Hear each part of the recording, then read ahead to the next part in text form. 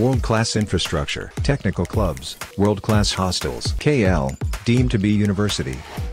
పొత్తులో భాగంగా బీజేపీ తన 10 స్థానాలకు అభ్యర్థులను ప్రకటించింది. ఉమ్మడి కర్నూలు జిల్లా ఆదోని నియోజకవర్గానికి సంబంధించి డాక్టర్ పివి పార్థసారథిని అభ్యర్థిగా ప్రకటించింది. ప్రస్తుతం పివి పార్థసారథి మనతో ఉన్నారు. సార్, ఫస్ట్ ఆఫ్ ఆల్ నీకు కంగ్రాచులేషన్స్.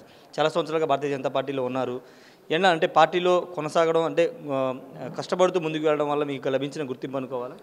తప్పనిసరిగా అండి. నేను భారతీయ జనతా పార్టీలో గత 6 సంవత్సరాలుగా వివిధ స్థాయిల్లో పనిచేశాను. రాష్ట్ర ఉపాధ్యక్షుడిగా ఉన్నాను. తర్వాత భారతీయ జనతా పార్టీ ఓబీసీ మోర్చా జాతీయ కార్యదర్శిగా ఉన్నాను. అలాగే నన్ను ఎన్నో పదవుల్లో భారతీయ జనతా పార్టీ అవకాశం ఇచ్చింది. గత 2019 సంవత్సరంలో కూడా నేను కర్నూలు పార్లమెంట్ అభ్యర్థిగా పోటీ చేశాను. ఈసారి మాకున్న పొత్తు ఉన్న వల్ల ఉన్న 6 ఎంపీ సీట్లు మాకు వచ్చినటువంటి 6 ఎంపీ సీట్లలో అకామిడేట్ చేయడం సాధ్యం కాదు కాబట్టి అసెంబ్లీకి పోటీ చేయమని నా కర్నూలు పార్లమెంట్లోనే ఆదోని నియోజకవర్గానికి కేటాయించారు. నిజంగా ఈ అవకాశం ఇచ్చినటువంటి పార్టీకి కానీ మా అధ్యక్షురాలకు కానీ నాయకులకందరికీ కూడా పేరు పేరున ధన్యవాదాలు తెలుపుకుంటా ఉన్నాను. తప్పనిసరిగా భారతీయ జనతా పార్టీ కార్యకర్తకి పనిచేసే కార్యకర్తకి ఎట్టి పరిస్థితుల్లో అన్యాయం జరగదని నాకు సీటు కేటాయించడం ద్వారా మళ్ళీ ఒకసారి నిరూపించబడిందని మాత్రం చెప్తాను. సరే, ఎలా ఉండబోతుంది సార్ ఆదోని నియోజకవర్గానికి సంబంధించి? అక్కడ గెలుపు అవకాశాలు ఏ విధంగా ఉండే అవకాశం ఉంది? పొత్తులో 3 పార్టీలు ముందుకెళ్తున్నాయి. 100కు 100% ఆదోని నియోజకవర్గంలో నేను గెలవబోతా ఉన్నాను. ఎందుకంటే గత 6 సార్లుగా ఒక సాయిప్రసాద్ రెడ్డి గారనే ఇప్పుడు సిట్టింగ్ ఎమ్మెల్యే కూర్చొని ఆ నియోజకవర్గాన్ని పూర్తిగా పాడు చేశాడు. పూర్తిగా అవినీతిమయమైంది. ఎంతో అభివృద్ధి ఒకప్పట్లోనే మీరు ఆలోచన చేయండి. ఆదోని నియోజకవర్గం అంటే మంచి వ్యాపార సంస్థలు కలిగినటువంటి, వ్యాపారం జరిగేటువంటి, ప్రజలు సుఖశాంతులతో ఉండేటువంటి నియోజకవర్గం. దాన్ని సాయిప్రసాద్ రెడ్డి గారు ఎమ్మెల్యే అయిన తర్వాత ఏదో విధంగా దాన్ని అంటే అక్కడున్న భూ కబ్జాలు కానీ, అక్కడ ఉన్నటువంటి అభివృద్ధి లేకుండా చేయడం కానీ, సంక్షేమ పథకాలని కేవలం ఒక వర్గానికి, తన వర్గానికి మాత్రమే చూసుకునే విధంగా ప్రజల్ని ఇబ్బంది పెట్టడం కానీ, ఎన్నో విషయాల్లో ప్రజలు అల్లాడిపోతూ ఉన్నారు. కనీసం అక్కడ తాగడానికి తాగునీళ్లు సరిగా అందుబాటులోకి రావట్లేదు. వ్యవసాయం చేసుకోవడానికి నీళ్లు సరిగా రావట్లేదు. ప్రాజెక్టుల కోసం ఏ రోజు ఆయన మా అసెంబ్లీలో కానీ ఎక్కడ మాట్లాడిన పాపాన పోలేదు. ఏ విధంగా చూసినా ఈరోజు ఆదోని ప్రజలు మార్పును కోరుకుంటా ఉన్నారు.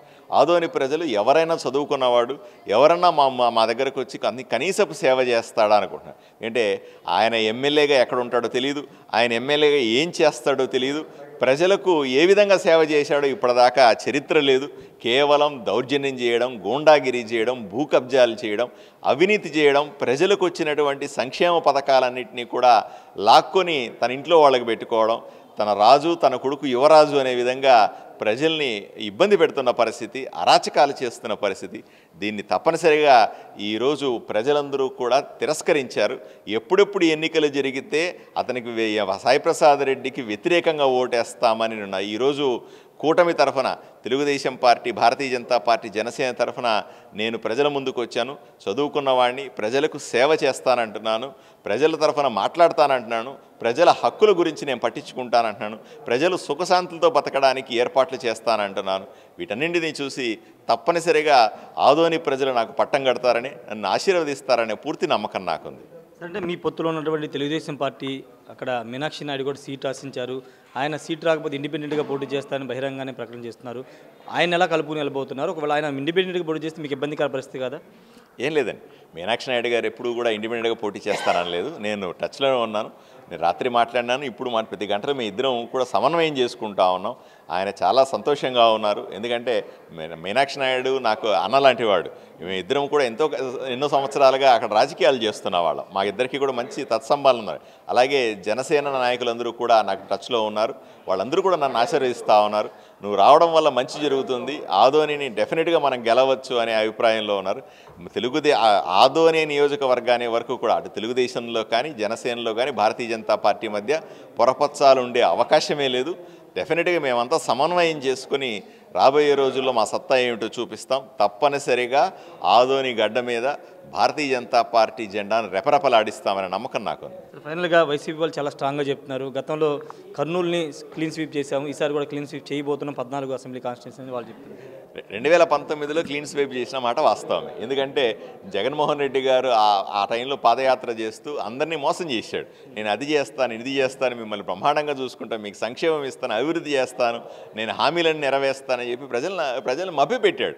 ప్రజలను అందరూ కూడా నమ్మారు కూడా. నమ్మి అతనికి ఒకసారి అవకాశం అంటే అవకాశం ఇచ్చి ఓటేశారు. ఇప్పుడు ఆ పరిస్థితి లేదు. మేము పూర్తిగా మోసపోయినామని ప్రజలకు అర్థమైంది. ఈరోజు ఆయన చెప్తున్నవన్నీ కూడా అబద్ధాలేని చెప్తా ఉన్నారు. అంతెందుకు రాయలసీమలో ఆయన తిరుగుతున్నాడు చూడండి. ఆయన సభల్లో ప్రజలు తిరగబడే పరిస్థితి. ఒకప్పుడైతే సీఎంగా ఉన్నప్పుడు బలవంతంగా ప్రజలను తరలించేవాళ్ళు. ఈరోజు కుర్చీలన్నీ ఖాళీగా ఉంటున్నాయి. ప్రజలు పూర్తిగా తిరస్కరిస్తూ ఉన్నారు. మళ్ళీ అతను స్వేచ్ఛగా, ఎందుకంటే 2019లో జగన్మోహన్ రెడ్డి గారు పాదయాత్ర చేసుకుంటూ ప్రజల మధ్య తిరిగాడు. నేను ఛాలెంజ్ చేస్తున్నాను, వచ్చి తిరగండి, ఇప్పుడు పాదయాత్ర చేయండి చూద్దాం. ప్రజలను తరిమి కొడతారు, రాళ్లతో కొడతారు. ఆ పరిస్థితి ఈరోజు ఉంది. ఏ విధంగా ఆయన గెలుస్తాడు, ఏ విధంగా స్వీప్ చేస్తాడో చెప్పండి. అవన్నీ కూడా ఊరికే అంటే గాంభీర్యపు మాటలు మాట్లాడారు. మేకపోతు గాంభీర్యం అంటారు మా వైపున. అట్లా పోయేటప్పుడు మేకపోతు గాంభీర్యాన్ని చూపించే ప్రయత్నం చేస్తూ ఉన్నారు. చిత్తుగా ఓడిపోబోతా ఉన్నారు.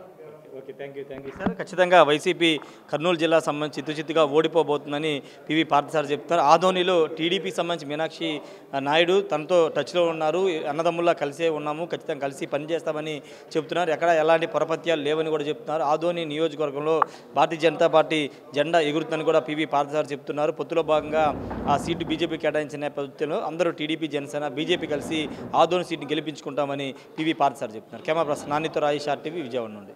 మరిన్ని వీడియోస్ కోసం ఛానల్ ని సబ్స్క్రైబ్ చేయండి. లేటెస్ట్ అప్డేట్స్ కోసం వాట్సాప్ ఛానల్ ని ఫాలో చేయండి. అండ్ లింక్ డిస్క్రిప్షన్ లో ఉంది.